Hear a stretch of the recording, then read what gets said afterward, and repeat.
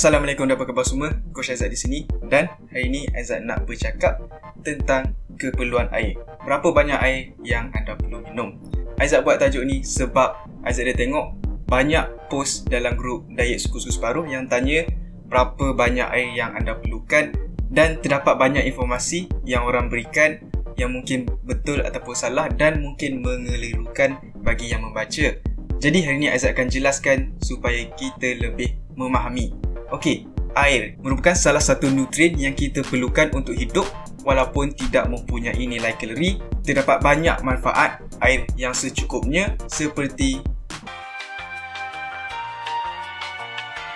badan kita merupakan 60% air. Jadi ada yang cakap kita perlu minum 60% daripada berat badan kita untuk mendapat air yang secukupnya. Jadi untuk orang berat 70 kilo, dia perlu minum 42 liter air. Okey, ini tak logik dan berlebihan. Terlalu banyak air juga memudaratkan kesihatan. Apabila terlalu banyak air dalam badan, darah kita akan menjadi terlalu cair dan akan berlaku kekurangan elektrolit. Keadaan ini dinamakan sebagai hyponatremia ataupun kekurangan natrium. Antara simptomnya adalah lemah, tidak bertenaga, sakit kepala, pening, muntah-muntah, masa krem dan boleh menyebabkan kematian. Dan antara nasihat yang kita selalu dengar adalah kita perlu minum 8 gelas air dalam sehari ataupun bersamaan dengan 2 liter. Okay, nasihat ni agak bagus tetapi tidak begitu tepat. Kenapa? Apa yang anda perlu faham adalah kita mempunyai 3 cara utama kehilangan air. Pertamanya adalah melalui sistem pembuangan ataupun kencing. Kedua adalah melalui perpeluhan dan ketiga melalui pernafasan. Okay, kita bernafas keluar pun mengeluarkan wap air. Dan kadar kehilangan air tersebut dipengaruhi oleh beberapa faktor seperti antaranya saiz badan anda. Kalau anda saiz badan lebih besar, kadar permukaan kulit anda pun besar dan kadar perpeluhan pun meningkat. Di mana anda tinggal? Of course, kawasan yang lembap dan panas serta kawasan yang altitude tinggi seperti di pergunungan, mereka memerlukan air yang lebih. Diet anda juga mempengaruhi keperluan air. Contohnya, terdapat makanan tertentu yang akan menyebabkan anda kencing dengan lebih seperti kopi yang mengandungi kafein. Jika diet anda tinggi dalam garam, makanan pedas, manis dan banyak makanan kering, keperluan air anda juga akan meningkat. Suhu dan musim juga memainkan peranan yang penting. Kalau suhu yang panas, of course, akan menyebabkan keperluan anda meningkat berbanding dengan pada suhu yang sejuk. Begitu juga persekitaran anda. Kalau anda berada di persekitaran yang panas dan terbuka, keperluan air anda akan meningkat berbanding kepada yang berada dalam keadaan sejuk dan tertutup seperti yang bekerja dalam ofis. Jika anda aktif seperti berjalan ataupun kerja anda memerlukan banyak tenaga dan pergerakan, keperluan air anda akan meningkat dan of course senaman juga anda akan berpeluh dan bernafas dengan lebih banyak dan bergantung kepada jenis senaman dan persekitaran sewaktu anda bersenam. Kesihatan anda juga mempengaruhi keperluan air. Contohnya, jika anda mempunyai jangkitan ataupun demam ataupun anda telah kehilangan banyak air melalui muntah ataupun cirit-berit. Orang yang menghidap kencing manis juga akan memerlukan air yang lebih dan ubat-ubat tertentu mungkin memiliki side effect diuretik ataupun menyebabkan anda kencing lebih. Dan kepada golongan ibu di sana yang menyusu ataupun yang mengandung juga akan memerlukan keperluan air yang lebih. Jadi itu adalah antara beberapa faktor yang boleh mempengaruhi keperluan air anda. Dan sekadar nasihat 8 gelas sehari saja tidak mencukupi kerana setiap individu mempunyai situasi yang berbeza. Jadi, apakah cara yang terbaik untuk mengetahui keperluan air untuk anda? Hari ini Aizat akan kongsi 3 langkah ataupun panduan yang anda boleh follow. Langkah pertama, ambil berat anda dan kali 0.033 dan nilai yang anda dapat itulah berapa liter yang disyorkan untuk anda. Dan kalau anda banyak bergerak, banyak aktiviti, banyak exercise dan mungkin berada pada suasana di mana anda mungkin akan berpeluh lebih, anda boleh tambah sehingga 1 liter kepada panduan tersebut. Sekali lagi, Aizat nak tekankan ini adalah sebagai panduan.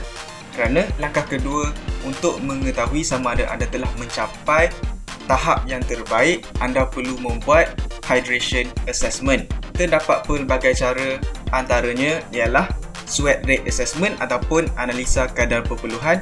Ini agak complicated. Kedua, urine specific gravity. Ini memerlukan peralatan. Seterusnya, mengira peratusan berat badan turun. Contohnya, berat badan sebelum bersenam lawan dengan berat badan selepas bersenam. Berat badan yang turun tersebut adalah kehilangan air. Ini pun agak merumitkan.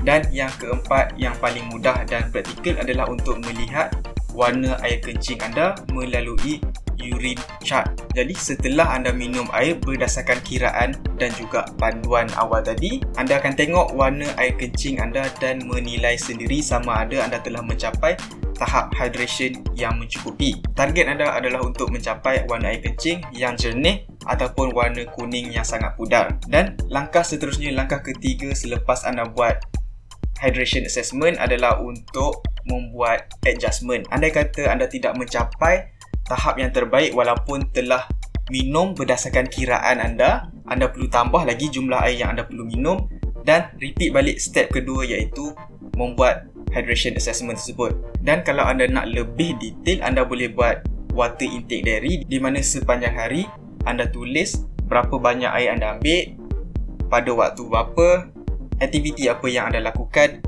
dan warna air kencing anda. Harapnya panduan yang mudah ini dapat membantu anda. Hanya 3 langkah yang simple. Pertama, membuat kiraan keperluan air berdasarkan berat badan dan mungkin adjust jika anda berada pada suasana yang boleh menyebabkan anda berpeluh dengan lebih. Kedua, setelah anda minum berdasarkan panduan tersebut, anda menilai sendiri tahap hydration anda melalui urine chart ataupun warna air kencing anda. Dan ketiga, berdasarkan keputusan urine chart tersebut, anda membuat adjustment sama ada perlu tambah jumlah air ataupun kekal. 3 langkah yang simple tetapi sangat efektif. Dan sebelum Aizat akhiri video ni, ada satu lagi yang Aizat nak sebut adalah ramai orang tanya, adakah minum air boleh menyebabkan berat turun? Apabila pengambilan air anda pada tahap yang terbaik ataupun pada tahap optimum, metabolisme anda pun akan berada pada tahap yang terbaik. Ada kajian yang menunjukkan orang yang minum air secukupnya akan burn lebih sedikit kalori berbanding orang yang kurang minum air. Dan seterusnya, apabila anda minum air, terutamanya kalau sebelum makan, ia juga akan menyebabkan anda makan dengan lebih sedikit dan mengurangkan craving. Ini seterusnya akan mengurangkan jumlah kalori yang anda ambil dan membantu dalam penurunan berat badan. Tetapi ia tidak bermakna kalau anda minum air secara berlebihan, efeknya juga akan lebih. Ingat, kurang minum air tidak bagus, terlebih minum air pun tidak bagus. Anda hanya perlu berada pada tahap optimum. Apakah tahap optimum water intake anda? Itu bergantung kepada diri anda dan anda boleh tahu dengan ikut 3 langkah yang Aizat nyatakan tadi.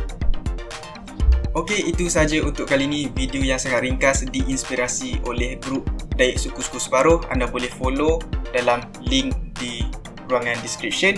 Dan kalau anda mendapati video ini sangat berguna dan membantu untuk anda, Aizat sangat menghargai kalau anda boleh tekan like, share dan subscribe. Dan kalau ada sebarang pertanyaan, boleh tinggalkan di ruangan komen. Anda juga boleh cek Facebook page Aizat letak di ruangan description.